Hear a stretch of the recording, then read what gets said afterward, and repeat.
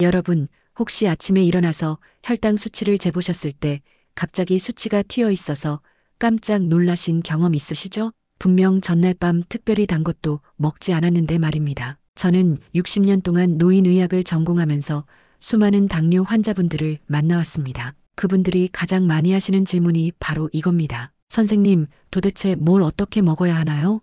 오늘은 제가 임상에서 직접 확인한 당뇨 환자분들의 혈당을 안정적으로 관리할 수 있는 저혈당 식단의 모든 것을 알려드리겠습니다. 지금부터 5분만 집중해 주시면 평생 고민하셨던 식단 문제의 해답을 찾으실 수 있을 겁니다. 당뇨병은 우리 몸이 혈당을 제대로 조절하지 못하는 질환입니다. 특히 60대 이상 어르신들의 경우 췌장 기능이 자연스럽게 약해지면서 혈당 조절이 더욱 어려워집니다. 제가 진료실에서 만난 많은 분들이 약만 열심히 드시면 된다고 생각하시는데 사실 당뇨 관리의 70%는 식단에서 결정됩니다. 약은 보조수단일 뿐이고 진짜 치료는 매일 세끼 식사에서 시작되는 것입니다. 제 환자 중에 김순례 할머니라는 분이 계셨습니다. 75살이셨는데 당뇨 진단을 받은 지 10년이 넘었지만 혈당이 늘 들쭉날쭉했습니다. 자세히 여쭤보니 아침마다 흰 쌀밥에 국 한 그릇, 김치 몇 점만 드시고 점심은 거르시고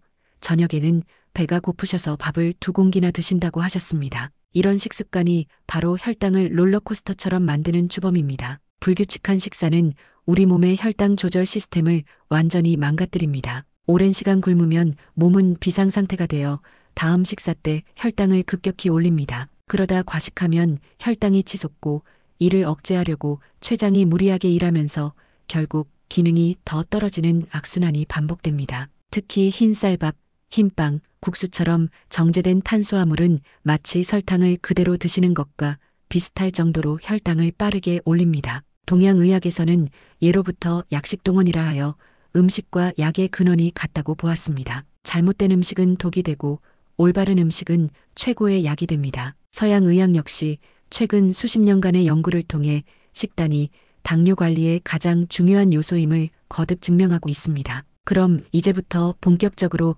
당뇨 환자분들이 드셔야 할 음식들을 알려드리겠습니다. 먼저 흰 쌀밥 대신 드실 수 있는 곡물들입니다. 김순례 할머니께도 제가 이 방법을 알려드렸고 3개월 만에 공복 혈당이 180에서 110으로 떨어졌습니다. 첫 번째는 귀리입니다. 귀리에는 수용성 식이섬유가 풍부하게 들어있어서 혈당이 천천히 올라가게 만들어줍니다. 아침에 귀리 한 컵에 물을 부어죽처럼 끓여 드시면 포만감도 오래가고 혈당도 안정적으로 유지됩니다. 동양의학에서는 귀리가 비장과 위장을 튼튼하게 해서 소화 기능을 돕는다고 보았습니다. 두 번째는 보리입니다. 보리밥은 우리 조상들이 오래전부터 즐겨 드시던 건강식입니다. 보리에 들어있는 베타글루칸 성분은 혈당 상승을 억제하고 나쁜 콜레스테롤 수치도 낮춰줍니다. 흰쌀과 보리를 반반씩 섞어서 밥을 지으시면 밥맛도 좋고 혈당 관리에도 큰 도움이 됩니다. 세 번째는 현미와 잡곡입니다. 현미는 도정하지 않아서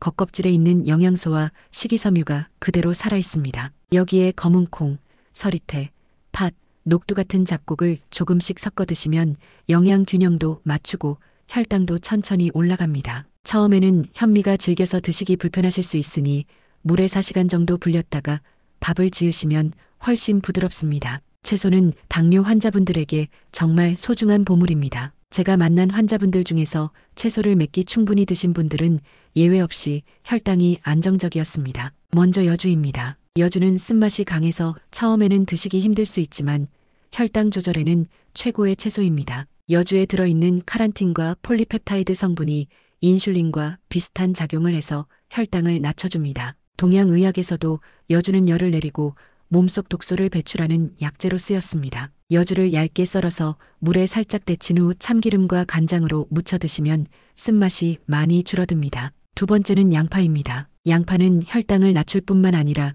혈액을 맑게 하고 혈관을 튼튼하게 만들어줍니다. 당뇨 환자분들은 혈관 합병증을 특히 조심해야 하는데 양파를 매일 드시면 이런 합병증 예방에도 도움이 됩니다. 생양파가 맵고 자극적이시면 양파를 물에 10분 정도 담갔다가 드시거나 살짝 볶아서 드셔도 좋습니다. 세 번째는 시금치와 케일 같은 녹색 잎채소입니다. 이 채소들은 열량은 거의 없으면서 비타민과 미네랄이 풍부하고 식이섬유가 많아서 혈당 상승을 막아줍니다. 특히 시금치에 들어있는 마그네슘은 인슐린 기능을 개선하는데 꼭 필요한 영양소입니다. 매끼 식사 때 밥 한 공기 양만큼 채소를 드시면 자연스럽게 탄수화물 섭취량도 줄어들고 영양 균형도 맞춰집니다. 많은 분들이 당뇨 관리를 위해 탄수화물만 줄이시는데 단백질 섭취는 오히려 소홀히 하시는 경우가 많습니다. 하지만 단백질은 혈당을 안정적으로 유지하고 근육량을 지키는데 꼭 필요합니다. 특히 나이가 들면 근육이 자연스럽게 줄어드는데 근육이 줄면 혈당 조절 능력도 함께 떨어집니다. 생선이 최고의 단백질 공급원입니다. 특히 고등어, 꽁치, 삼치 같은 등푸른 생선에는 오메가 지방산이 풍부해서 혈관 건강에도 좋습니다. 일주일에 3번 이상 생선을 드시면 혈당 조절뿐만 아니라 심혈관 질환 예방에도 큰 도움이 됩니다. 생선은 구이로 드시거나 찜으로 드시는 것이 가장 좋고 튀김은 피하시는 게 좋습니다. 두 번째는 두부와 콩입니다. 콩은 식물성 단백질의 보고이며 당질 지수가 낮아서 혈당을 거의 올리지 않습니다. 아침에 두부 반모를 된장찌개에 넣어 드시거나 점심에 콩자반을 반찬으로 드시면 좋습니다. 동양의학에서는 콩이 신장 기능을 돕고 기력을 보충해 준다고 보았습니다. 계란도 훌륭한 선택입니다. 예전에는 계란이 콜레스테롤을 높인다고 해서 하루에 1개만 먹으라고 했지만 최근 연구 결과 건강한 사람은 하루에 2~3개 정도 드셔도 문제 없다는 것이 밝혀졌습니다. 계란은 완전 식품이라 불릴 만큼 영양이 풍부하고 아침에 계란 1~2개를 드시면 포만감이 오래 유지되어 간식을 덜 찾게 됩니다. 많은 분들이 식사는 잘 조절하시면서도 간식 때문에 혈당이 올라가는 경우가 많습니다. 오후 3시쯤 되면 출출해서 과자나 빵을 드시는 분들이 많으신데 이런 습관이 당뇨를 악화시킵니다. 견과류가 최고의 간식입니다. 아몬드, 호두, 땅콩 같은 견과류는 좋은 지방과 단백질, 식이섬유가 풍부해서 혈당을 거의 올리지 않으면서도 포만감을 줍니다. 하루에 한 줌 정도 손바닥에 살짝 올릴 만큼만 드시면 됩니다. 너무 많이 드시면 열량이 높아서 체중이 늘 수 있으니 적당량을 지키는 게 중요합니다. 토마토도 훌륭한 간식입니다. 토마토에 들어있는 리코펜 성분은 항산화 작용이 뛰어나고 당질 지수도 낮아서 당뇨 환자분들이 부담 없이 드실 수 있습니다. 방울토마토를 냉장고에 차갑게 보관했다가 간식으로 드시면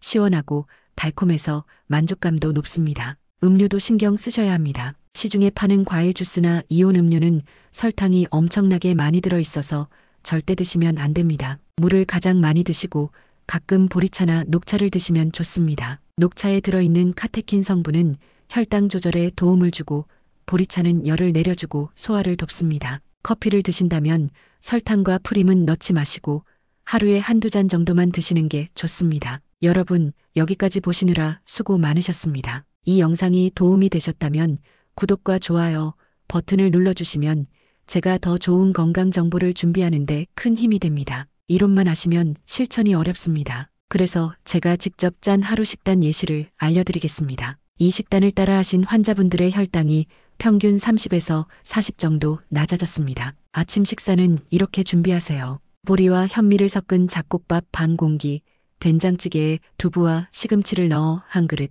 구운 생선 한 토막, 김치와 나물 2~3가지 정도면 충분합니다. 아침을 든든하게 드셔야 점심까지 혈당이 안정적으로 유지되고 점심에 폭식하는 것을 막을 수 있습니다. 점심 식사는 밥보다 반찬의 양을 늘리세요. 잡곡밥 반 공기, 생선이나 두부 요리 1가지, 채소 반찬 3~4가지를 충분히 드세요. 특히 점심 식사 전에 채소를 먼저 드시면 식이섬유가 위장에 먼저 들어가서 나중에 드시는 탄수화물의 흡수를 늦춰줍니다. 이렇게 하면 식후 혈당이 급격히 올라가는 것을 막을 수 있습니다. 오후 3시쯤 간식으로 견과류 1줌이나 방울토마토 5개 정도 드세요. 너무 배고프시면 오이나 당근을 막대 모양으로 잘라서 드시는 것도 좋습니다. 저녁 식사는 점심보다 조금 가볍게 드세요. 잡곡밥 반 공기보다 적게 단백질 반찬과 채소 위주로 드시면 됩니다. 저녁을 늦게 드시면 혈당이 떨어지지 않은 채로 주무시게 되어 다음날 아침 공복 혈당이 높아질 수 있으니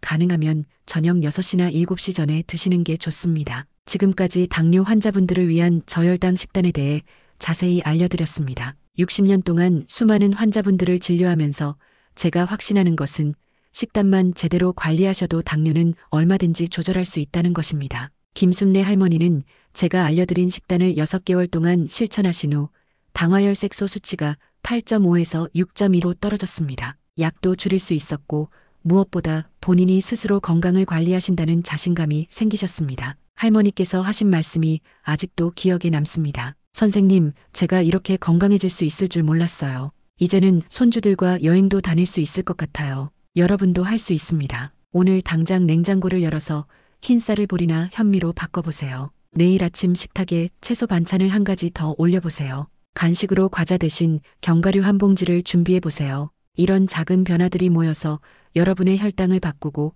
건강을 되찾고 삶의 질을 높여줄 것입니다. 당뇨는 무서운 병이 아닙니다. 제대로 알고 실천하면 충분히 관리할 수 있는 질환입니다. 지금 시작해도 절대 늦지 않았습니다. 오늘부터 제가 알려드린 식단을 하나씩 실천해 보세요. 3개월 후에는 달라진 혈당 수치를 확인하실 수 있을 겁니다. 6개월 후에는 몸이 가벼워지고 활력이 넘치는 것을 느끼실 겁니다. 여러분의 건강한 노후를 위해 오늘 제가 알려드린 내용을 꼭 실천해 주시기 바랍니다. 이 영상이 도움이 되셨다면 구독과 좋아요를 눌러주시고 주변의 당뇨로 고생하시는 분들께도 이 영상을 공유해 주세요. 건강한 하루 보내시고 다음 영상에서 또 뵙겠습니다. 감사합니다.